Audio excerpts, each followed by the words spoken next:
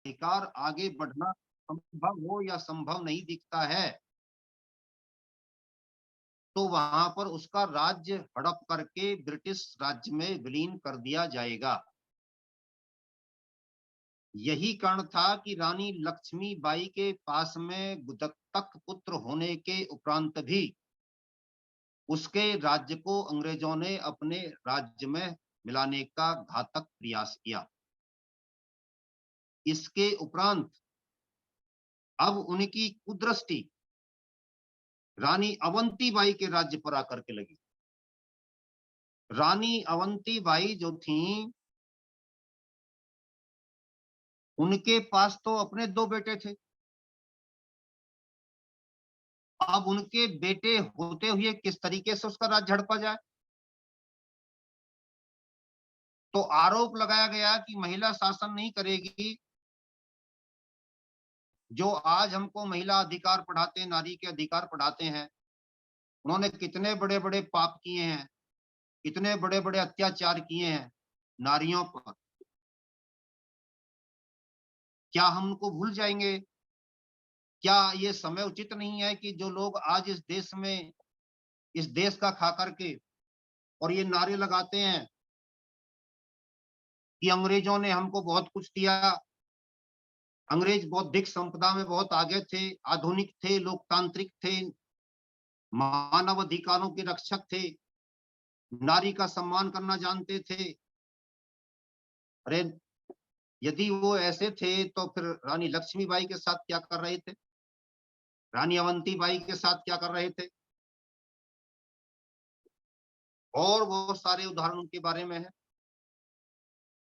तो उन्होंने रानी को ये संदेश भेजा कि हम आपके राज्य को कोर्ट ऑफ वार्ड्स के अंतर्गत, कोर्ट ऑफ वार्ड्स आप समझ गए होंगे, एक ऐसा कानून, एक ऐसा न्यायालय जिसमें ऐसी ऐसी स्थिति के राजा, नवाब, राव आदि मिलते हों, जमींदार मिलते हों, उनकी रियासतों को, उनकी जमींदारियों को इस कानून के अंतर्गत अपने राज्य में मिला लिया जाए।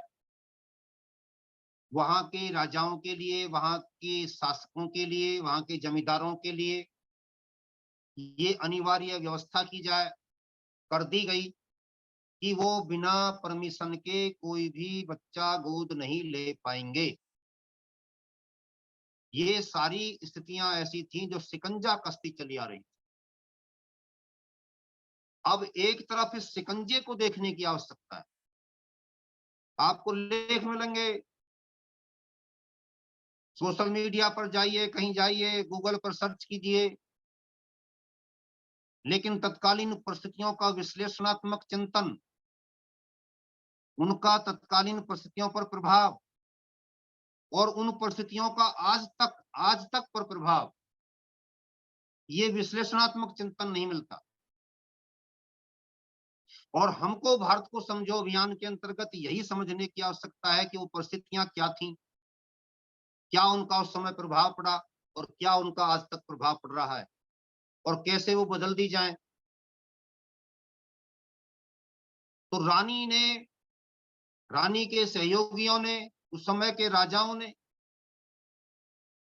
अंग्रेजों के इन काले कानूनों के खिलाफ आवाज बुलंद की।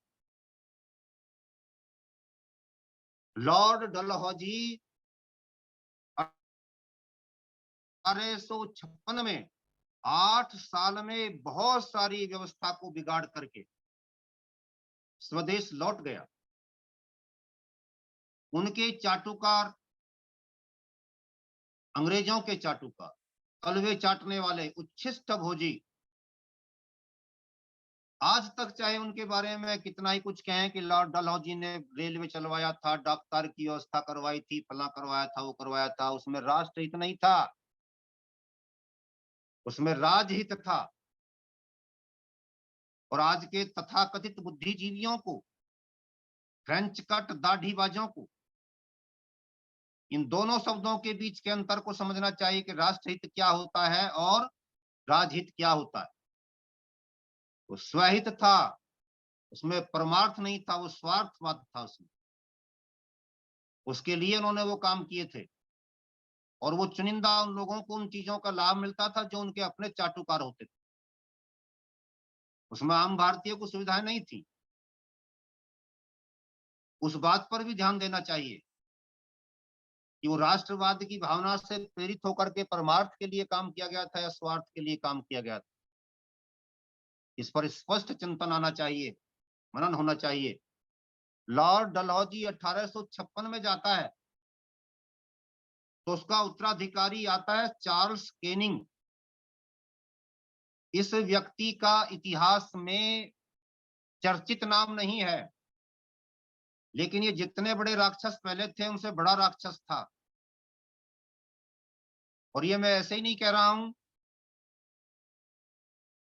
केवल भाषणबाजी के लिए नहीं कह रहा हूं, प्रमाणिक आधार पर आप लोगों को विनम्रता के साथ अवगत कराना चाहता हूं कि 1856 के पश्चात 1857 की क्रांति मन्यवर इसी राक्षस के कार्यकाल में हुई थी। और ये बात तो मानी जा सकती है कि चलिए क्रांति हो गई, क्रांति की बुनियाद पहले रख दी गई थी रानी अवंतीबाई, लक्ष्मीबाई, तात्या टोपे, नाना साहब आदि के द्वारा। परंतु इसके उपरांत जो प्रतिक्रांति हुई थी वो इसी लॉर्ड केनिंग के शासन काल में हुई थी। लॉर्ड केनिंग के शासन में प्रतिक्रांति का अभिप्राय था कि क्रांति को कुचलने के लिए जितने घातक से घातक, क्रूर से क्रूर अत्याचार हो सकते थे उसको करने के लिए इस चार्ल्स केनिंग के शासन काल में अंग्रेजों को स्वतंत्र कर दिया गया था। अनुमान के अनुसार बताया जाता है कि 1.5 करोड़ लोग उस समय मारे गए थे। 1.5 करोड़ लोगों का हमने आज तक अरेस्टी नहीं की है, शांति यज्ञ नहीं किया है। वो पौराणिक अर्थों में समझिए, किसी अर्थ में समझिए, परंतु एक पीड़ा के साथ, एक वेदना के साथ उस दर्द को समझने की आवश्यकता है, क्योंकि हमने 1.5 करोड़ लोगों को कभी खड़े होकर के 1 मिनट का मौन रख करके भी कभी इस विनम्र शांति की प्रार्थना करते हुए उनको अपनी श्रद्धांजलि अर्पित नहीं की है। इससे बड़ी कृतज्ञता अपने पूर्वजों के प्रति संभवतः संसार के किसी भी अन्य देश में देखने को नहीं मिलती। वो सारे के सारे दबा दिए गए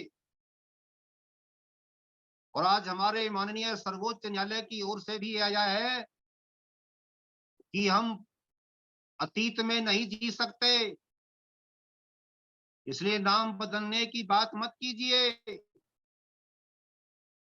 शहरों के नाम मत बदलो, स्टेशनों के नाम मत बदलो, जो हो गया सो हो गया।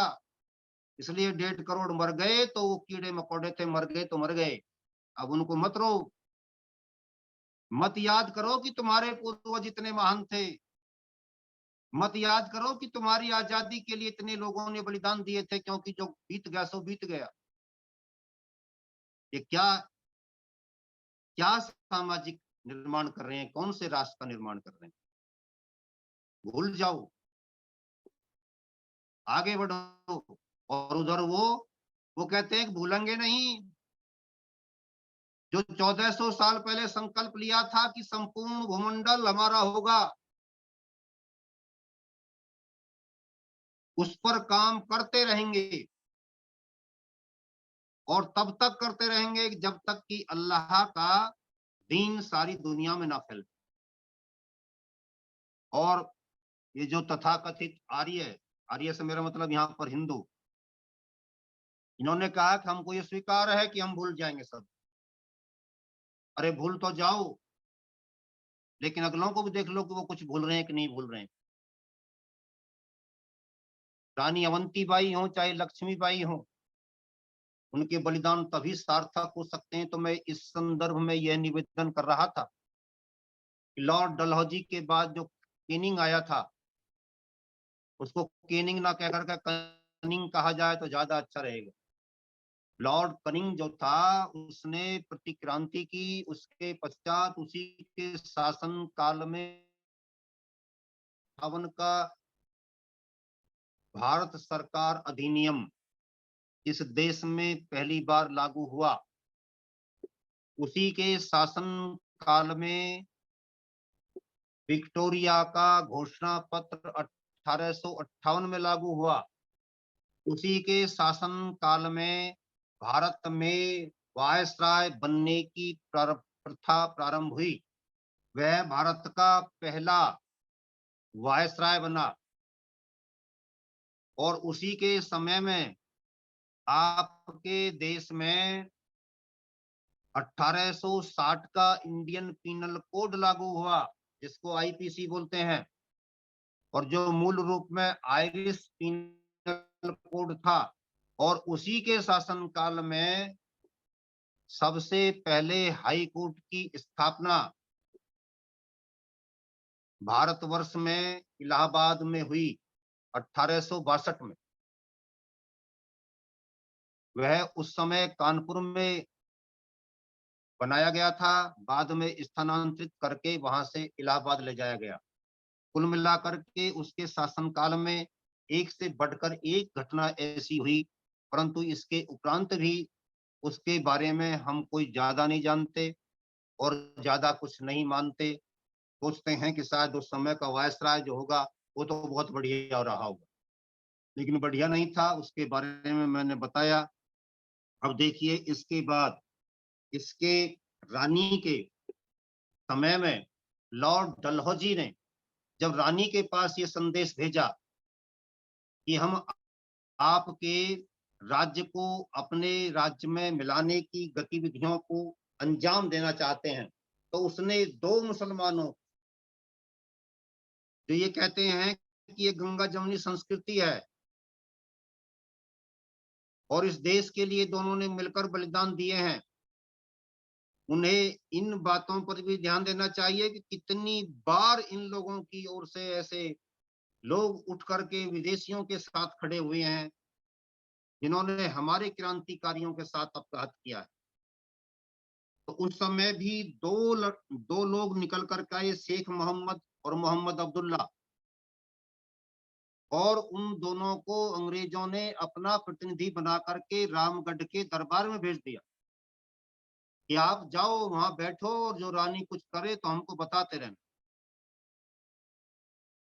और उनके द्वारा अप्रत्यक्ष रूप से लॉर्ड डलहौजी ने रानी अवंती बाई पर ये दबाव बनाने का प्रयास किया कि तुम कुछ नहीं कर पाओगी, तुमको मैं पंगु बना करके रखूंगा और मेरे ये लोग वहां बैठ करके मेरे प्रतिनिधि के रूप में शासन चलाएंगे।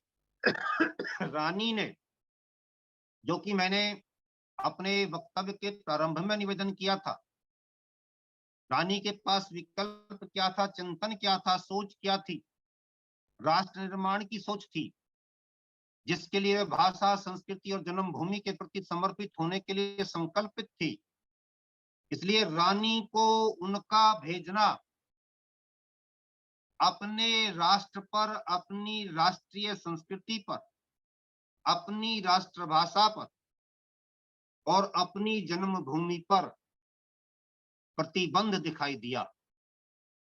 तीनों आदर्शों पर प्रतिबंध था। ये कारण था हमारे प्रत्येक क्रांतिकारी का उन लोगों के विरुद्ध होकर के, एक मत होकर के लड़ने का। इस चिंतन को, इस मौलिकता को, इस चेतन शक्ति को हमने नकारने का प्रयास किया है। मैं आप जैसे आर्यभद्र पुरुषों के बारे में बात नहीं कर रहा हूं। हमने से मेरा अभिप्राय है कि जो जिन लोगों ने इतिहास का निर्माण किया, सृजन किया, उन लोगों ने इन तीनों चीजों को इतिहास की आत्मा से निकालने का प्रयास करते हुए इतिहास लिखा, यानी कि इतिहास को उन्होंने जड़ बना दिया, उसमें से चेतन तत्व को निकाल दिया। उस शरीर पड़ा हुआ है जिसको आप इतिहास के नाम पर पढ़ते हैं, उसमें चेतना शक्ति नहीं है, उसमें आत्म तत्व नहीं है, इसीलिए वो हमको गतिशील नहीं करता। जहां चेतन शक्ति होती है जहाँ प्राण शक्ति होती है, जहाँ आत्म तत्व होता है, वहाँ विचार शक्ति जन्म लेती है, वहीं गतिशीलता मिलती है, उपलब्ध होती है। और ये चीज उसमें है नहीं, निर्जीव है, वो जड़ बना दिया, क्योंकि उसमें से भारतीयता का पुट हटा दिया गया। इसलिए अवंतीबाई हो, चाहे लक्ष्मीबाई हो, चाहे झलकारी बाई हो, चाहे हमारे और क्रांतिकारी हो, वे सब भी हमें एक निर्जीव इतिहास का अंग मात्र लगते हैं, सड़ी गली हुई व्यवस्था का एक अंग दिखाई देते हैं, एक हिस्सा, एक पार्ट दिखाई देते हैं। यदि उनके इस चिंतन को समझें तो रानी अवंतीबाई हमें खड़ी हुई दिखाई देती है, और जब वह अपने पौरुष से, अपने भीतर के तेज से इस व्यवस्था के विरुद्ध आवाज उठाती है, तो देखिए कितनी बड़ी सत्ता को, कितनी बड़ी शक्ति को वह चुनौती देती है, कि सारी व्यवस्था को तोड़ करके बाहर निकल आना चाहती है। कहती है कि मैं इस व्यवस्था का विरोध करती हूँ, और चाहे मरना पड़ जाए, पर मैं इसको कभी सहन नहीं करूंगी, क्योंकि ये हमारी आत्मा पर प्रतिबंध है, ये हमारी स्वतंत्रता को छीनने का प्रयास है। इसलिए वह खड़ी होती है, और वह अपने पड़ोस के राजा से इस बात के लिए कहती है कि आप हमारी सहायता कीजिए। मंडला मंडला के राजा के पास में प्रस्ताव भेजती है। मंडला के राजा ने इस बात को समझा, और उन्होंने रानी को एक साथ अपने एक स्वर से एक साथ मिलकर के अन्य राजाओं के साथ गठबंधन करने का प्रस्ताव रानी के सामने रखा। रानी ने कूटनीति से, दूरदर्शिता से, राजनीतिक कौशल शक्ति का प्रदर्शन करते हुए ऐतिहासिक निर्णय लिया, और उन्होंने राजा मंडला जो थे उनके लिए, जो उनका नाम शंकर शाह था, उनको इस प्रकार से बनने वाले एक गठबंधन का नेता बनाया। वह आज के राहुल गांधी और इनका गठबंधन नहीं था जो ठगबंधन बनते हैं, राष्ट्र के लिए बनने वाला गठबंधन था। इसलिए हमें गठबंधनों पर गर्व होना चाहिए, आज के गठबंधनों को नहीं इंगित कर रहे हैं हम। नरूला साहब को बहुत हंसी आती है जब हम गठबंधनों की बात करते हैं। खैर, तो उन्होंने उनकी अध्यक्षता में इस गठबंधन को, राजनीतिक मोर्चे को, राष्ट्रीय मोर्चे को, राष्ट्रीय संकल्प को, कुछ भी कहें आप, जो भी हमारे भीतर गरिमा का, गौरव का बोध कराने में सक्षम हो, इतिहास के उस चेतन तत्व की, आत्म तत्व की झलक दिखाने का की सामर्थ्य रखता हो, वह नाम कोई भी दीजिए दीजिए। परंतु यहाँ पर यह विचार करने की बात है कि रानी के भीतर देखिए कितनी बड़ी प्रेरणा शक्ति है, कि वो अनेक राजाओं का एक मंच बना रही है। उस मंच का राजा शंकर शाह को अध्यक्ष बना रही है।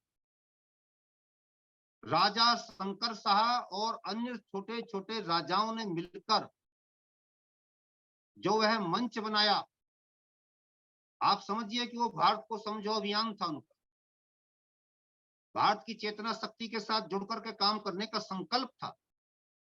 आज आप भी तो वही कर रहे हैं। उसने, उन सब ने मिलकर के रानी को इसका प्रचार प्रसार करने का दायित्व सौंपा। क्या कमाल की बात थी, रानी को दिया, आप इसका प्रचार प्रसार करेंगी और अधिक से अधिक लोगों के साथ संपर्क साधने का प्रयास करेंगी। इसका विस्तार कैसे हो, इस पर जो आप निर्णय लेंगी वह सब हमको स्वीकार होगा। मुगलों के नहीं, बल्कि मुगलों के नहीं, यहाँ पर मुसलमानों के इतिहास की बात कर रहा हूं। जितनी देर इस देश पर उनका शासन रहा, उसमें से 4 साल के लिए केवल एक रानी, एक बेगम, एक सुल्ताना रजिया का उल्लेख मिलता है। और 4 वर्ष में भी उसका कितना अपमान हुआ था, यहाँ पर मात्र शक्ति बैठी है, संकेत से समझ जाइए कि उसकी इज्जत तार-तार करते थे।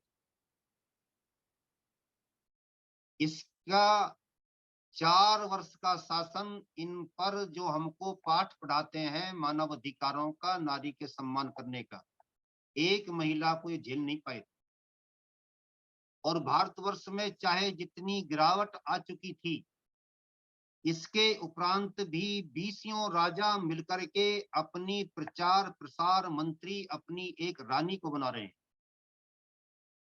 और उस रानी के नेतृत्व में काम करने के लिए संकल्पित हो रहे हैं। कह रहे हैं कि जितना विस्तार कर सकती हो, जितना प्रचार प्रसार कर सकती हो, हम सबको स्वीकार होगा।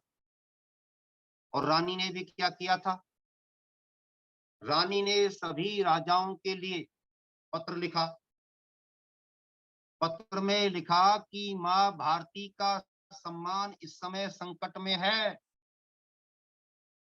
माँ भारती की संस्कृति की रक्षा के लिए, देश की रक्षा के लिए, जन्मभूमि की रक्षा के लिए, ये वही संकल्प है जो रामचंद्र जी के जमाने से चला रहा था।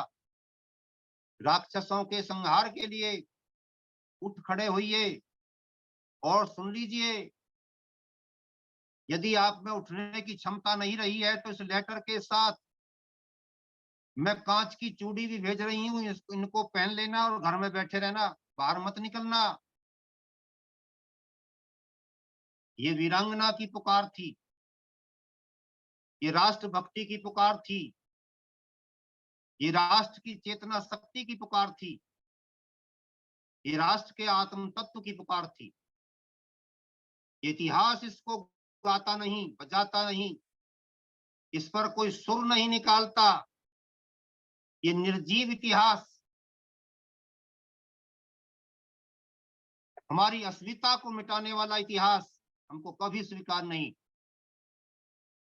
इसके सुर में जब तक अवंती बाई का वो सुर नहीं मिल जाएगा,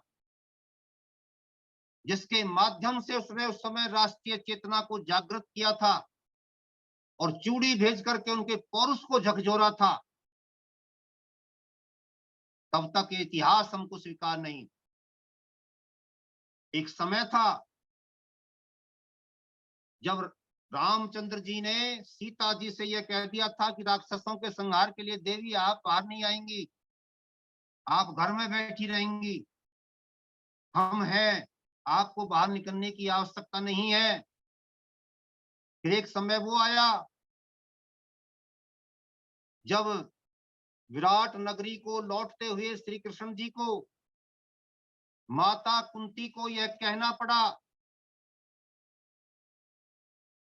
कि माधव जाकर के युधिष्ठिर से कह देना कि क्षत्राणियां जिस समय के लिए कोख से अपने पुत्रों को जन्म देती हैं, अब वो समय आ गया है, इसलिए समरांगण के लिए तैयारी करो, समर सजाने की तैयारी करो। उस दिन माँ को याद दिलाने की आवश्यकता आई और उस समय जिस समय राम का काल था उस समय याद दिलाने की आवश्यकता नहीं थी, खुद ही कह दिया था देवी तुम भीतर बैठो, हम अपने आप देखेंगे।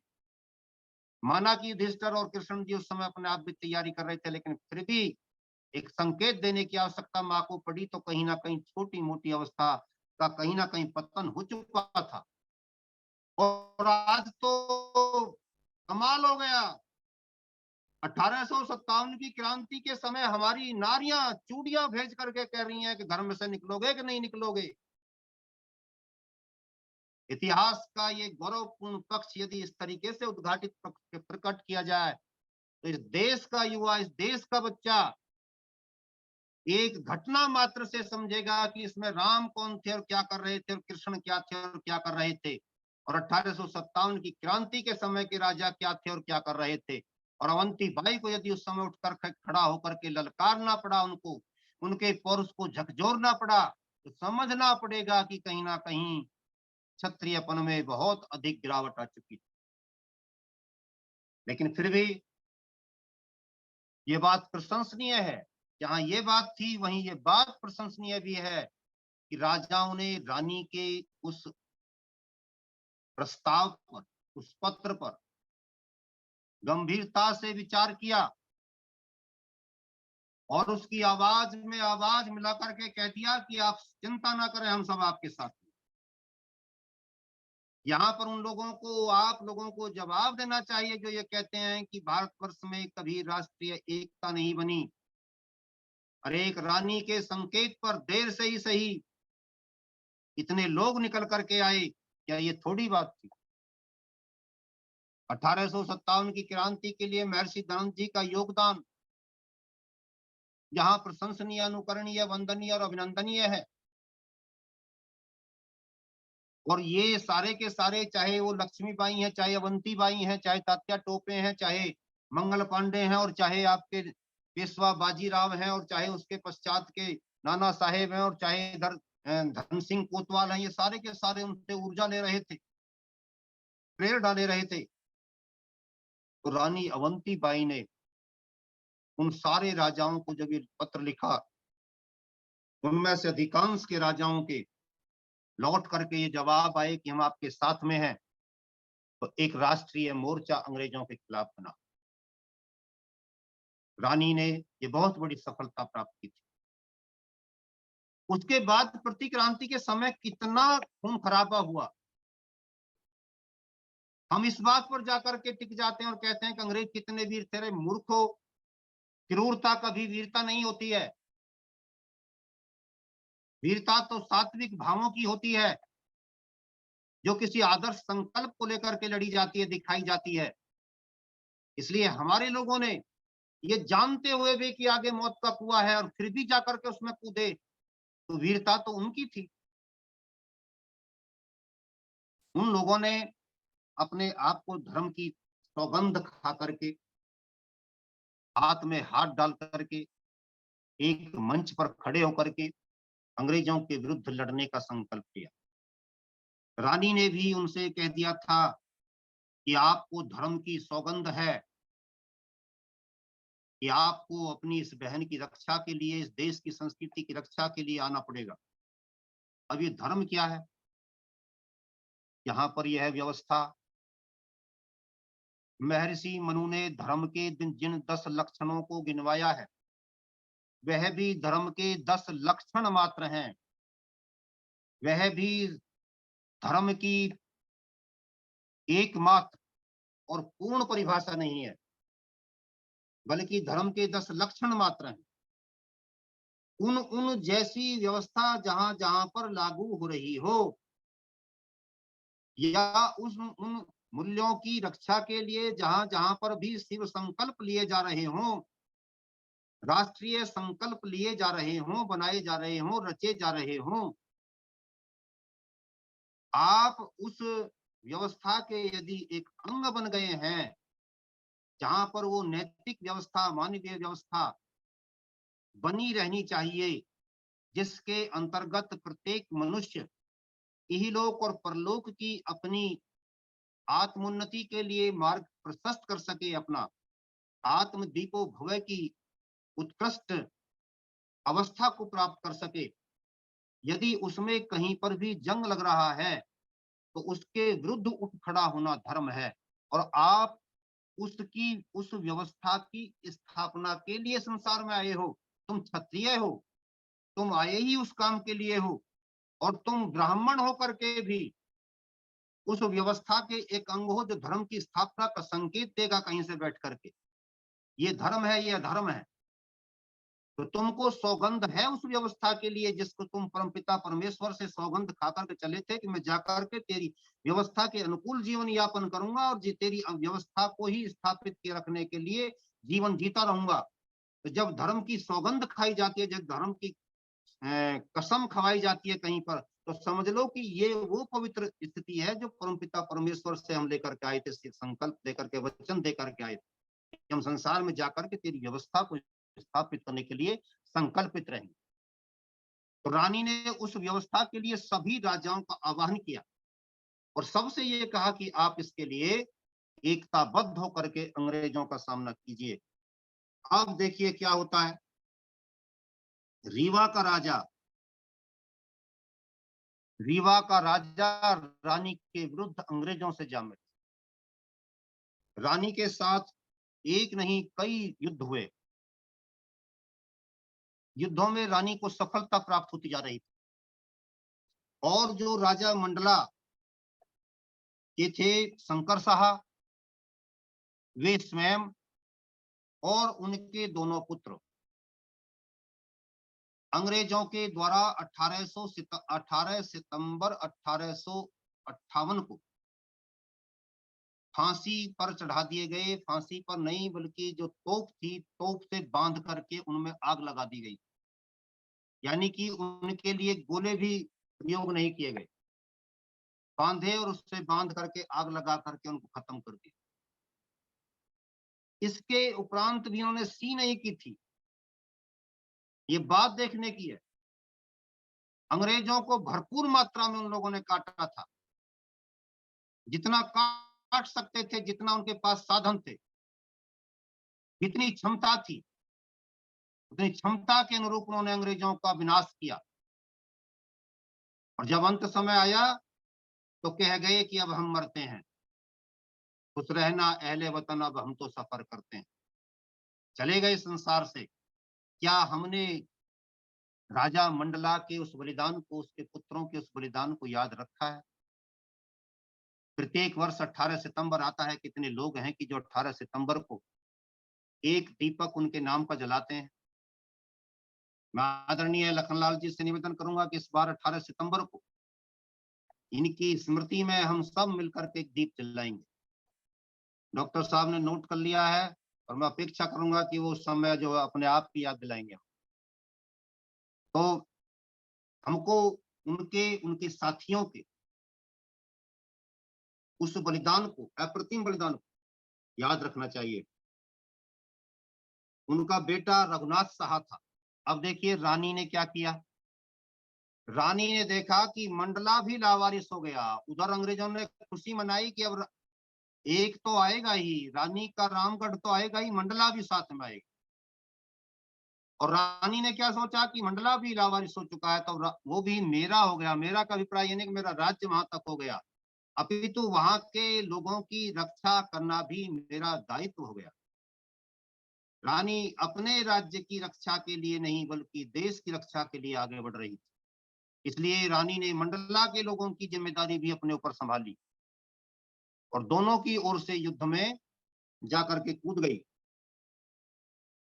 अंग्रेजों ने सोचा था कि जब राजा को इस प्रकार से दंडित किया जाएगा, राजा शंकर शाह और उनके बेटे को तोप से जला करके, तोप से बांध करके जला करके समाप्त किया जाएगा, लोगों के भीतर आतंक फैलेगा और आतंक से, दहशत से वे घरों में प्रवेश कर जाएंगे। परंतु ऐसा हुआ नहीं। हुआ इसके उल्टा। हुआ क्या? अंग्रेजों के विरुद्ध क्रांति की ज्वाला और धधक गई। लोग घरों से निकल करके सड़कों पर आ गए। मैं बार बार कहा करता हूं कि इस देश में ऐसी स्थिति अनेक बार बनी है जब लोगों ने बिना किसी सेनापति के, बिना किसी राजा के लड़ाई लड़ी है। मंडला के लोगों को ये कतई गवारा नहीं था कि उन पर अब विदेशी आकर के शासन करेगा, अंग्रेज आकर के शासन करेगा। इसलिए उन्होंने सहर्ष अपने आप को बाहर निकाल लिया और करो या मरो, जो 1942 के भारत छोड़ो आंदोलन के समय एक नेता ने देश में लागू किया था, जो देश का राष्ट्रपिता कहलाते हैं, वो करो या मरो तो इस देश में सदियों से होता आ रहा था। उनको इंगित करने की, उनको पहचानने की आवश्यकता है। जब मंडला के राजा के देहांत के पश्चात वहां की जनता सड़कों पर आई थी और अंग्रेजों को मार काट करने लगी थी, और मरेंगे भी और करेंगे भी, क्या वो इससे ऊंचा संकल्प नहीं था जो 1942 में लिया जा रहा था? 1942 में तो ये हो रहा था कि इस गाल पर चांटा मारे तो इसको भी सामने कर दो, और वो कह रहे थे कि तलवार हमारे हाथ में, काटेंगे भी और कटेंगे भी, और भीतर अपने घर में उल्टे जाकर के नहीं बढ़ेंगे। अब तो निकल गए तो निकल गए। तो इस तरीके से बड़ा भयंकर उस समय युद्ध हुआ, और उस भयंकर युद्ध में जहां हमको जानी माल जान और माल की भारी हानि उठानी पड़ी, वहीं अंग्रेजों को भी बड़ी भारी हानि उठानी पड़ी। इसके पश्चात आप देखते हैं, उसके बाद रानी के ऊपर विपदाओं का पहाड़ टूट पड़ा। रानी को 1858 में अंग्रेजों ने विशाल सेना तैयार करके घेरने का प्रयास किया। ये 1858 की घटना है और 1858 की 20 मार्च, क्योंकि आज हम रानी का बलिदान दिवस मना रहे हैं, तो उसकी ओर हम बढ़ते हैं, उस घटना की ओर आते हैं। रानी ने रीवा के राजा ने रानी के संग गद्दारी करते हुए, यहाँ पर एक एक गद्दार हर स्थान पर मिल जाएगा, और गद्दारों पर भी यदि पुस्तक लिखी जाए तो मुझे लगता है कि शायद जो कल पुस्तक डॉक्टर साहब ले गए थे, उससे मोटी पुस्तक तैयार हो जाएगी इन गद्दारों के लिए। क्योंकि मैंने देखा है 712 से लेकर के 1947 के 1235 वर्ष के इतिहास में अनेक उदाहरण इस तरीके के मिलते हैं। रीवा का वो गद्दार शासक यदि अंग्रेजों का साथ नहीं दे रहा होता तो निश्चित रूप से इतिहास दूसरा होता, और उसने दिया। और जब देखा रानी ने कि इस प्रकार से अंग्रेजों के साथ जाकर के तेरी शक्ति को क्षीण करने वाले लोग जा मिले हैं, तो रानी देवहारगढ़ के पहाड़ों की तरफ चली जाती है।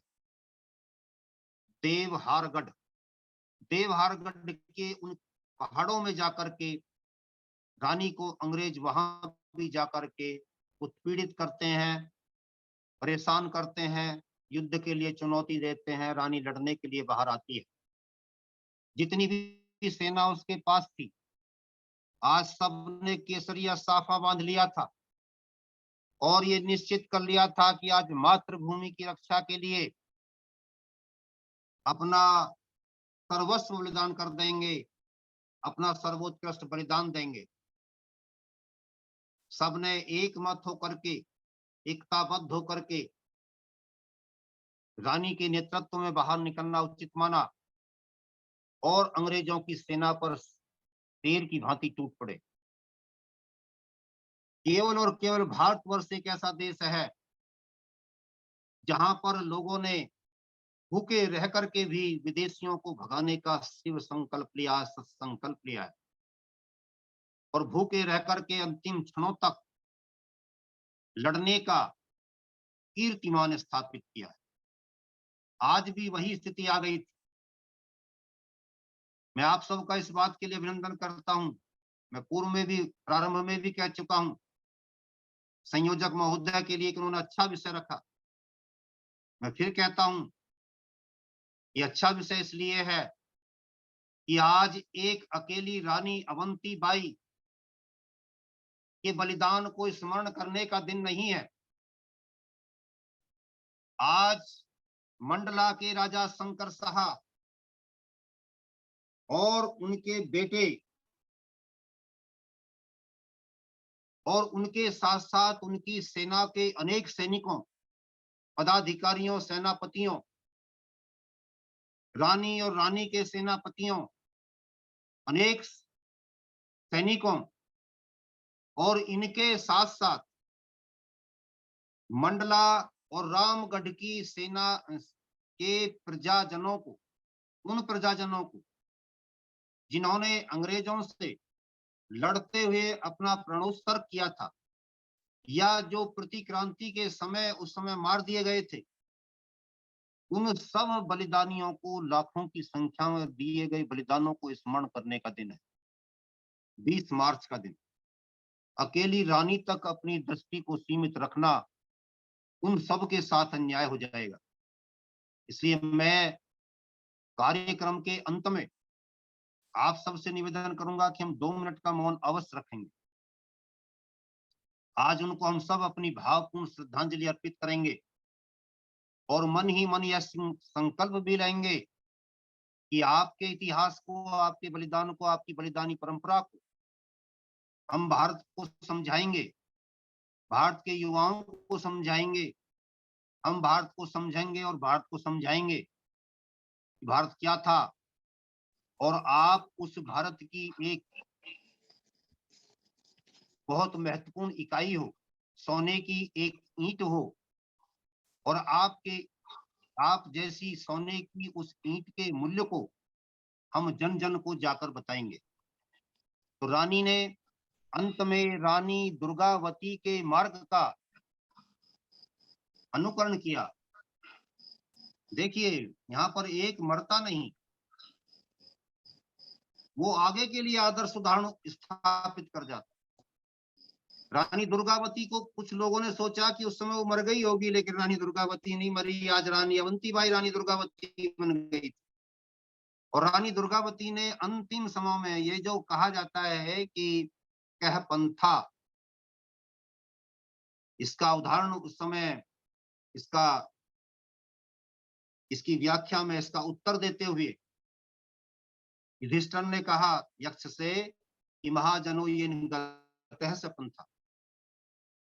तो महापुरुष जिस मार्ग का अनुकरण करते हैं, अनुगमन करते हैं, जिस पर वो चलते हैं, वही रास्ता होता है।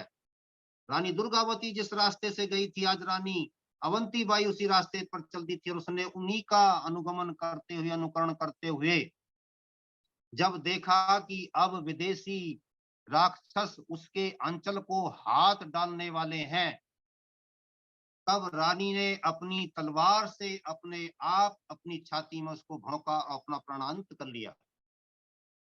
केवल ये सोच करके कि किसी भी राक्षस भेड़िए का हाथ अपने शरीर के से नहीं लगने दूंगी।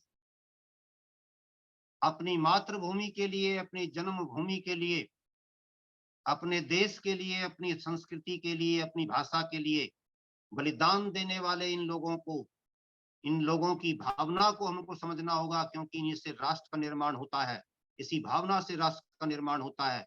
आज हम उन सबको नमन करते हैं, और मैं उनको भावपूर्ण श्रद्धांजलि देते हुए अपनी ओर से अपनी वाणी को यहीं पर विराम देता हूँ। ओम शम। बहुत बहुत आभार सम्मानित श्री डॉक्टर राकेश कुमार आर जी। जगवान राजपूत जी नमस्कार। नमस्कार जी। नमस्ते। इकलौते हो तुम? जी सर। आओ। सभी के लिए नमस्कार, हाथ जोड़कर प्रणाम। कैसा लगा कार्यक्रम? सर बढ़िया कार्यक्रम रहा, और सब बढ़िया कार्यक्रम रहा, और आगे भी हम जुड़ेंगे। अब पहली बार जुड़े हैं हम। जुड़ोगे? हाँ सर, हाँ सर। पक्का? जी सर। चलो धन्यवाद। ये हमारे शिष्य हैं जगवान राजपूत जी, और वर्तमान में जो है बहुत बड़े बड़े व्यवसाय आपके चल रहे हैं। हमारे शिष्य तो ऐसा ही हैं, करोड़ों में खेल रहे आज। आओ व्यासानंद शास्त्री जी।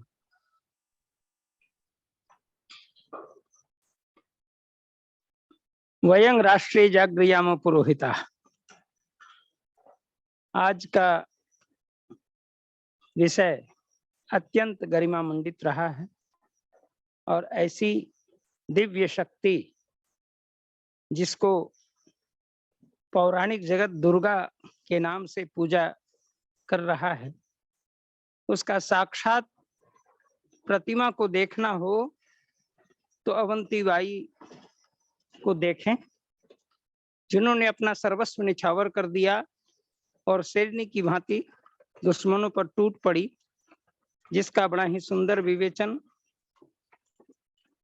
हमारे भारत को समझो अभियान के राष्ट्रीय प्रणेता, राष्ट्रीय अध्यक्ष, सम्माननीय महान इतिहासकार डॉक्टर राकेश कुमार आर्य जी से हम लोगों ने श्रवण किया।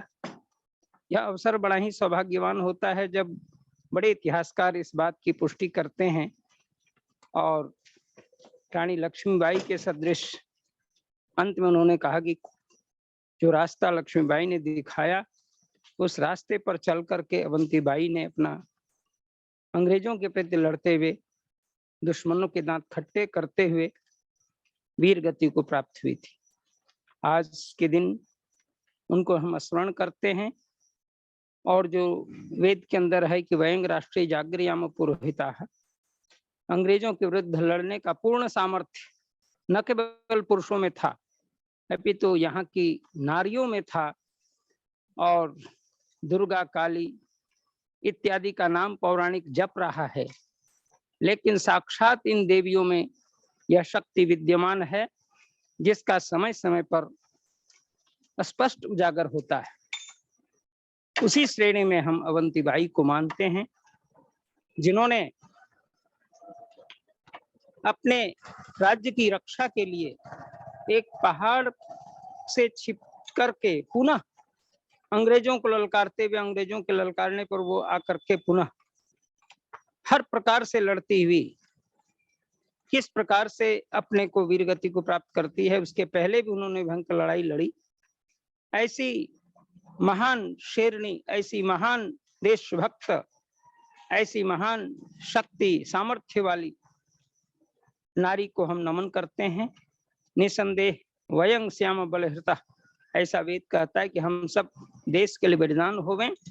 कहना तो बहुत सरल लगता है, लेकिन जो अपनी आत्मा को और यह समझते हुए कि यह अमर है, इसको न केवल हमारे क्रांतिकारियों ने, वीर क्रांतिकारियों ने समझा था, बल्कि अवंतीबाई और लक्ष्मीबाई, झलकारीबाई इत्यादि जो अनेक हमारी बहनें हुई हैं, देवियां हुई हैं, उन लोगों ने इस रहस्य को समझ लिया था। और वह ब्रह्मवादिनी ही ऐसा कर सकती है जो ब्रह्म को सर्वस्व मानती है और ब्रह्म को राष्ट्र के सदृश मानती है और राष्ट्र के प्रति समर्पित होकर के अपने को यह जानते हुए कि हम आज अपने को उनके बीच बलिदान कर देंगे, और इस बलिदान की अनुपम श्रेणी में अवंतीबाई का नाम आता है। निसंदेह दिल्ली आर्यपंथी सभा के द्वारा जो ये बीच बीच में ऐसी सूचनाएं दी जाती हैं और उनके प्रति नमन भाव और श्रद्धांजलि भाव अर्पित करने के जो निर्देश आते हैं, जिस पर हमारे राष्ट्रीय संयोजक और इस आर्यों का महाकुंभ के सम्मानीय संचालक आदरणीय भ्रातृप्रवर आर्यरत्न श्री लखनलाल आर्य जी निरंतर सजग होकर के उन दिव्य आत्माओं के प्रति, उन क्रांतिकारी शक्तियों के प्रति, मातृशक्तियों के प्रति, जिन्होंने अपने संपूर्ण जीवन को इस रूप में बलिदान करने का जो कार्य किया है, वह अत्यंत प्रशंसनीय है, अत्यंत ग्रहणीय है, अत्यंत अनुकरणीय है। इस अनुकरणीय आदर्श को हम सब सीखें। हम लोगों को भी इस प्रकार की जरूरत पड़े, हम देश और राष्ट्र के लिए अपनी इस पूर्ण सामर्थ्य को, पूर्ण इस मानव जीवन को अर्पित कर पाएं। यही शिक्षा आज हमें लेनी है। एक महिला होते हुए वह किस प्रकार लड़ती है, किस प्रकार अपने आप को राष्ट्र, अपने राष्ट्र के प्रति, अपने राज्य के प्रति समर्पित होकर के लड़ने की प्रतिभा और क्षमता को दिखाती है, और किस प्रकार वह शेरनी की भांति कूद करके दुश्मनों को काटती हुई आगे निकलती है और वीर गति को प्राप्त कर लेती है। यह कम छोटा कार्य नहीं, बिल्कुल अद्भुत कार्य है। और इस अद्भुत कार्य की हम जितनी प्रशंसा करें, उन आत्माओं के प्रति हम जितनी समझिए कि श्रद्धांजलि समर्पित करें, वह कम ही होगा। ऐसे महान दिव्य शक्ति के प्रति निसंदेह हम लोगों को 2 मिनट मौन रहना ही चाहिए। और इस कार्यक्रम के अंत में हम लोग 2 मिनट ऐसी महान शक्ति, दिव्य शक्ति के प्रति जरूर 2 मिनट मौन रखें। यही उस दिव्य आत्मा के प्रति मेरी श्रद्धांजलि है और अनुकरणीय आदर्श को हमें जीवन में धारण करना है। इन्हीं बातों के साथ मैं अपनी वाणी को विराम देता हूँ। ओम शांति शांति शांति। आइए मुनि जी 2 शब्द।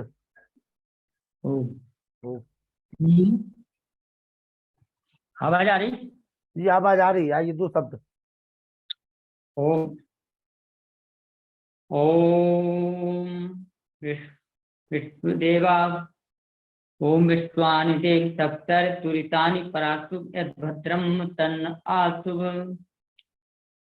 आज का विषय हमारा, जैसा कि हमारे सम्मानीय शास्त्री जी बता रहे थे, महारानी अवंतीबाई वास्तव में अनूठा चरित्र चित्रण रहा है हमारे सम्मानीय डॉक्टर राकेश कुमार आर्य जी के द्वारा।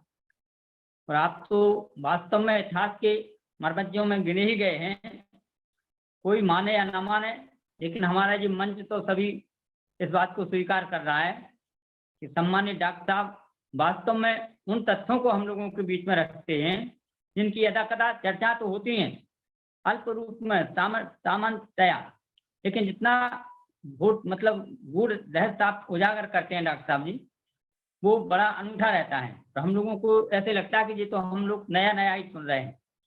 तो साधुवाद डॉक्टर साहब के लिए और सभी महानुभावों के लिए सादर नमस्ते। ऐसी वीरांगनाओं के लिए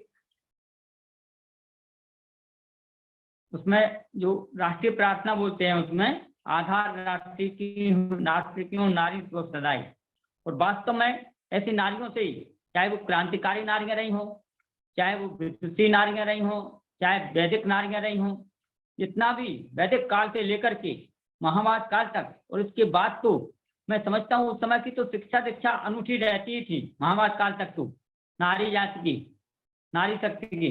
लेकिन इसके बाद भी हमारी जो लक्ष्मीबाई की चर्चा होती है, अवंतीबाई जैसे हमारी महारानी अवंतीबाई की चर्चा हो रही है, या झलकारी बाई की हो रही है, पद्मावती जी की, ऐसी महान विद्वान नारियां, विदुषी भी और विद्वान के साथ साथ में वीरांगनाएं। वास्तव में लोगों का चरित्र चित्रण हम लोगों ने भुला दिया है, और हम अगर इन ऐसे तथ्यों को लेकर के, ऐसे चरित्रों को इनके लेकर के बीच में रखते रहें लोगों की, तो शायद एक पुनर्जागरण की भावना सभी के हृदय में जागृत हो जाएगी। पुनः मैं सम्मान्य डॉक्टर राकेश कुमार राज जी को साधुवाद, और आपको अच्छी सफलता के साथ में अभी जो 18 और 19 में माता श्री के लिए साम वेद का पारायण चला हुआ है, हम लोगों का तो हम दुर्भाग्य तो नहीं कहते, लेकिन लखनलाल जी को चतुर्वेद सत्कम हुआ, लखनलाल जी को समय हो तो फिर मैं तो दौड़ लगाया था पीछे से, लेकिन लखनलाल जी को नहीं मिला। तो मैं समझता हूँ कि मैं तो आपके व्हाट्सएप पर देख लेता हूँ, आप भेजते हमारे उसमें, तो बड़ी खुशी होती है हमें। और मातृशक्ति के लिए मैं और डॉक्टर साहब के लिए पुनः साधुवाद। ओम। माता सत्यवती जी की जो है 70वीं वो थी पुण्यतिथि, और महर्षि दयानंद की 200वीं जयंती पर हमारे डॉक्टर राकेश कुमार जी के परिवार ने महर्षि दयानंद की 200वीं जयंती और माता जी सत्यवती जी की 70वीं पुण्यतिथि के अवसर पर चतुर्वेद सत्कम यज्ञ का बहुत ही सफल, और मैं देख रहा था हमारे वेद प्रकाश शर्मा जी वहाँ बैठे हुए थे फोटो में, तो हमें बड़ी खुशी हुई। कम से कम इस पटल पर इतना तो हो गया कि जो कभी जीवन में नहीं मिलना थे वो मिल गए। और हमारे नरोला जी एक स्मृति से भेंट कर रहे हैं उसमें, तो अच्छा लगा। कम से कम हमारा जो है उपाध्याय जी और कोषाध्याय जी 2 लोग पहुंच गए। अगर 22 को कार्यक्रम नहीं होता तो 100% हमारी भी उपस्थिति वहाँ होती, और आगे भविष्य में होगी। कार्यक्रम तो चलते रहना है। तो आइए शांति पाठ हो वेद प्रकाश शर्मा जी, उसके बाद हम मौन धारण करेंगे फिर। और मैं चाहूंगा कल और परसों डॉक्टर साहब 2 दिन का समय अपने पास में है। 21-22 23 को तो फिक्स है हमारा, 21-22 को समय है डॉक्टर साहब? हाँ जी, हाँ जी, तो कोई नए विषय अपन बात चर्चा कर लेंगे कार्यक्रम के बाद में। जी, हाँ जी, हाँ जी, उसको देख लेते हैं। तो जी। पहले शांति पाठ हो जाए, उसके बाद मौन धारण करेंगे। पहले मौन धारण करा दें? मौन धारण कराइए पहले मौन धारण, फिर शांति पाठ। जी जी, चलिए हम सभी लोग मौन 2 मिनट मौन हो जाए। हाँ जी, हाँ जी, जी। हम सभी लोग अपने अपने स्थान पर जहाँ पर हैं उस महान वीरांगना महारानी अवंतीबाई लोधी जी के बलिदान को याद करते हुए, उनके कार्य को याद करते हुए परम पिता परमात्मा से प्रार्थना करेंगे, और सभी लोग 2 मिनट का मौन रखेंगे। आइए।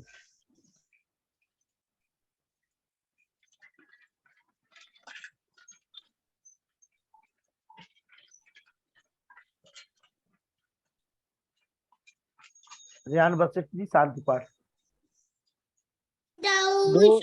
शांति अंतरिक्षम शांति पृथ्वी शांति रापा शांति रोषधया शांति वनस्पतय शांति विश्व देव शांति ब्रह्म शांति सर्व शांति शांति रेव शांति श्यामा शांति शांति शांति शांति जो बोले सो सत्य सनातन वैदिक धर्म की जय। गुरु गजानंद की जय। श्री दयानंद की जय। पुरुषोत्तम श्री रामचंद्र की जय। योगेश्वर श्री कृष्णचंद्र की जय। लेख राम की जय। स्वामी आनंद की जय। स्वामी आत्मानंद की जय। भारत माता की जय। माता की रक्षा हो, पालन हो, पूरे समाज अमर रखे। देश की ज्योति जलती रहे, उनका झंडा ऊंचा रहे। महाकुंभ की जय। वादन सबको नमस्ते जी। सर्वेभ्यो राम भज मदान जी।